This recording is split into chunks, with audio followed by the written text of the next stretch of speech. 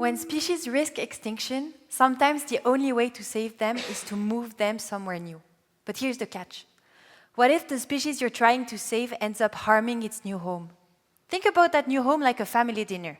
Everyone knows each other. Your uncle is wearing his usual green jacket. There's no garlic at the table because everyone hates it. Everything is as usual. Well, expect. Suddenly, a stranger knocks at the door and asks to join. Do you let them in? You don't know if they'll politely pass the salt or if they'll flip the whole table over.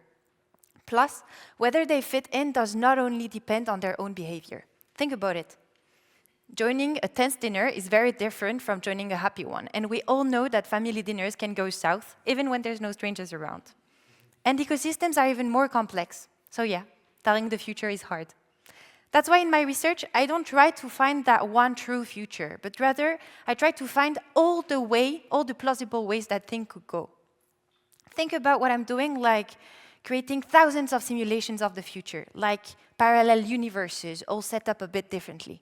For a family dinner, your simulations would differ by where you sit, what the vibe is, what political debate could arise. And for ecosystems, it's population sizes, interaction strengths, and growth rates. Once you have these universes, you add your stranger, see what happens, and then decide to let them in real life depending on all of these outcomes.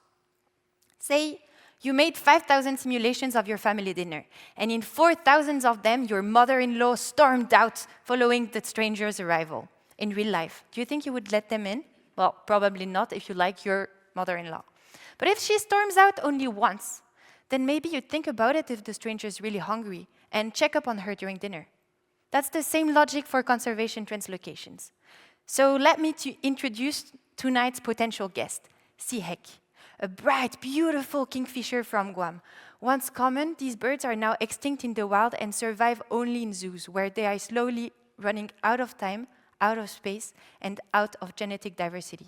So researchers thought of an idea, a new home in Palmyra Atoll, in the middle of the Pacific.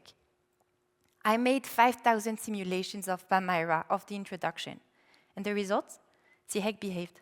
No species went extinct, and some of them even did a bit better when Sihek was around. And Sihek was introduced to Palmyra last year.